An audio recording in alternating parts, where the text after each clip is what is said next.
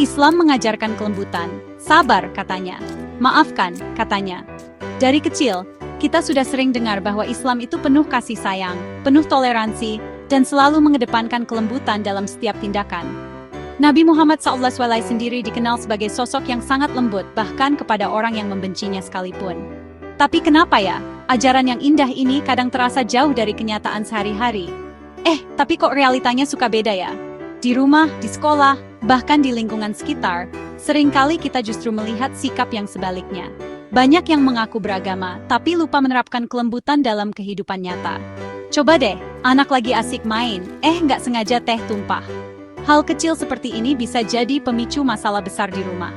Reaksi pertama orang tua, bukan senyum, tapi seringkali teriakan. Astagfirullah, padahal anak juga nggak sengaja. Tapi kenapa ya reaksi spontan kita justru marah-marah? Kenapa ya, di Indonesia, sosok orang tua yang penyayang dan lembut itu kayaknya langka banget? Apakah memang budaya kita sudah terbiasa dengan pola asuh yang keras? Atau ada faktor lain yang membuat orang tua sulit menahan emosi? Padahal, bukankah kelembutan adalah kunci dari ajaran Islam? Islam mengajarkan untuk saling memaafkan, menahan amarah, memperlakukan anak-anak dengan penuh kasih. Tapi mengapa praktiknya sering berbeda? Kok yang ada malah Islam marah-marah? Tenang, kita bahas bareng-bareng. Mungkin ada alasan di balik semua ini yang belum kita sadari.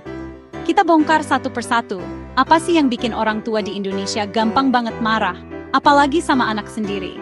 Apakah karena tekanan ekonomi, stres pekerjaan, atau pengaruh lingkungan sekitar? Siap-siap, kita akan eksplorasi dunia orang tua. Dari mulai tekanan hidup, sampai teror grup WART.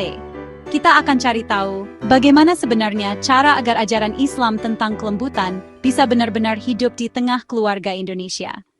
Yuk kita mulai perjalanan ini bersama. Bayangin, kamu baru pulang kerja, capek, lapar, pengen rebahan.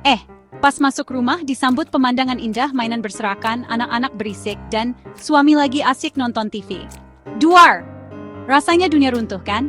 Situasi kayak gini nih yang sering jadi pemicu amarah orang tua, terutama ibu-ibu. Hal-hal kecil yang sebenarnya bisa diatasi dengan kepala dingin, bisa berubah jadi bencana nasional karena akumulasi stres dan kelelahan.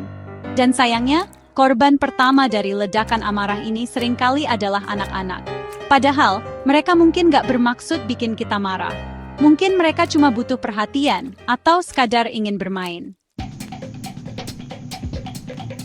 Hidup di Indonesia itu nggak mudah, guys. Setiap hari, kita dihadapkan sama berbagai tantangan yang kadang bikin kepala pusing. Mulai dari macet di jalan, pekerjaan yang nggak pasti, sampai urusan rumah tangga yang nggak ada habisnya. Banyak orang tua harus bangun pagi-pagi, berangkat kerja, pulang malam, dan tetap harus mengurus keluarga di rumah. Semua itu butuh tenaga, waktu, dan tentu saja mental yang kuat. Biaya hidup makin mahal, persaingan kerja makin ketat, belum lagi tuntutan sosial yang seakan gak ada habisnya. Setiap bulan, tagihan datang bertubi-tubi. Listrik, air, sekolah anak, dan kebutuhan sehari-hari. Kadang, gaji yang didapat rasanya gak cukup buat nutup semua pengeluaran. Orang tua harus pintar-pintar mengatur keuangan, bahkan seringkali harus mengorbankan keinginan pribadi demi keluarga. Semua itu jadi beban berat yang dipikul orang tua. Mereka harus jadi tulang punggung keluarga, tempat bersandar, sekaligus role model buat anak-anak. Tapi, di balik senyum dan semangat yang ditunjukkan, seringkali ada rasa lelah dan khawatir yang dipendam sendiri. Stres, jelas. Tekanan ekonomi jadi salah satu faktor utama pemicu stres. Setiap hari, mereka harus memikirkan bagaimana caranya memenuhi kebutuhan keluarga tanpa mengorbankan masa depan anak-anak. Kadang, rasa takut gagal dan khawatir nggak bisa membahagiakan keluarga jadi beban tersendiri. Gimana nggak stres? Cari uang susah, biaya hidup mahal. Harga kebutuhan pokok naik terus, sementara penghasilan belum tentu ikut naik. Banyak orang tua yang harus kerja lebih dari satu pekerjaan, atau bahkan berjualan sampingan demi menambah pemasukan. Mau makan enak, mikir 2 kali, apalagi liburan. Kadang, keinginan sederhana seperti makan di luar atau jalan-jalan bareng keluarga harus ditunda dulu. Anak-anak mungkin nggak selalu paham, tapi orang tua pasti merasa bersalah kalau nggak bisa memenuhi keinginan mereka. Akhirnya, emosi yang terpendam pun meledak, dan anak-anak lagi-lagi jadi sasaran empuk. Bukan karena orang tua nggak sayang, tapi karena mereka juga manusia yang bisa lelah dan frustrasi. Kadang, Satu masalah kecil di rumah bisa jadi besar karena tekanan yang sudah menumpuk. Nggak cuma itu, tuntutan untuk memenuhi standar hidup tertentu juga bikin stres. Media sosial dan lingkungan sekitar seringkali membuat orang tua merasa harus selalu tampil sempurna. Punya rumah bagus, barang mewah, dan anak-anak yang berprestasi. Punya rumah mewah, mobil baru, anak sekolah di tempat elit, seakan jadi tolak ukur kesuksesan. Padahal, nggak semua orang punya kesempatan yang sama untuk meraih itu semua. Tekanan untuk tampil sukses kadang justru membuat orang tua makin tertekan. Padahal, nggak semua orang punya privilege yang sama. Setiap keluarga punya perjuangan dan cerita masing-masing. Yang penting, saling memahami dan mendukung satu sama lain, bukan membandingkan diri dengan orang lain. Indonesia terkenal dengan budaya gotong royongnya. Saling membantu, saling mendukung. Bagus sih, tapi ada tapinya. Kadang budaya ini juga bisa jadi bumerang loh. Gimana nggak? Kadang kita terlalu peduli sama omongan orang lain. Anak nangis di tempat umum, malu sama tetangga. Anak nggak ranking 1, takut diomongin sama ibu-ibu arisan. Tekanan sosial ini bikin orang tua jadi serba salah. Di satu sisi, kita ingin anak bahagia dan bebas berekspresi. Di sisi lain, kita juga takut dicap gagal jadi orang tua kalau anak nggak sesuai standar masyarakat. Zaman now, silaturahmi memang makin mudah. Tinggal bikin grup WhatsApp, beres. Tapi kemudahan ini juga punya sisi gelap loh. Grup WA RT misalnya bisa jadi sumber stres baru bagi orang tua. Bayangin, lagi enak-enak rebahan, tiba-tiba HP bunyi nggak berhenti. Pas dicek, ternyata grup WA RT lagi heboh. Ada yang ngeluh soal sampah, ada yang ngomongin tetangga, ada juga yang nyebarin hoax. Parahnya grup WA RT juga bisa jadi ajang pamer dan gibah.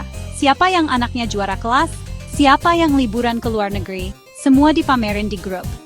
Nggak heran, banyak orang tua yang jadi insecure dan merasa tertekan. Kita sering lupa bahwa di balik tingkah laku anak yang menyebalkan, ada hati yang rapuh dan perasaan yang sensitif. Setiap bentakan, cercaan, dan hukuman fisik yang kita berikan meninggalkan luka yang gak mudah hilang. Anak yang sering dimarahi cenderung tumbuh menjadi pribadi yang penakut, tidak percaya diri, dan sulit bersosialisasi. Mereka takut berbuat salah, takut mengekspresikan diri, dan takut mencoba hal-hal baru. Gak cuma itu, kemarahan orang tua juga bisa merusak hubungan batin antara orang tua dan anak. Anak jadi enggan bercerita, enggan dekat, dan merasa tidak dicintai. Padahal, setiap anak berhak mendapatkan kasih sayang dan rasa aman dari orang tuanya. Seringkali, kita terlalu fokus pada ekspektasi dan ambisi kita sebagai orang tua. Kita ingin anak jadi pintar, sukses, dan membanggakan. Sampai-sampai kita lupa bahwa anak bukanlah proyek atau produk yang bisa kita bentuk sesuka hati. Setiap anak terlahir unik, dengan bakat, minat, dan potensinya masing-masing. Tugas kita sebagai orang tua adalah mendampingi dan mendukung mereka untuk menemukan jati dirinya, bukan memaksakan kehendak kita. Ingat, kesuksesan anak bukanlah tolak ukur kesuksesan kita sebagai orang tua. Yang terpenting adalah anak tumbuh menjadi pribadi yang baik, berakhlak mulia, dan bermanfaat bagi sesama. Islam mengajarkan kita untuk menjadi pribadi yang lembut dan penyayang, terutama kepada anak-anak. Dalam kehidupan sehari-hari, kita sering dihadapkan pada situasi yang menguji kesabaran, terutama saat mendidik dan membesarkan anak. Namun, Islam memberikan pedoman yang jelas agar kita tetap menjaga kelembutan hati dan tidak mudah terpancing amarah. Rasulullah SAW bersabda, "Berlemah lembutlah kepada anak-anak kalian dan didiklah mereka dengan akhlak yang baik."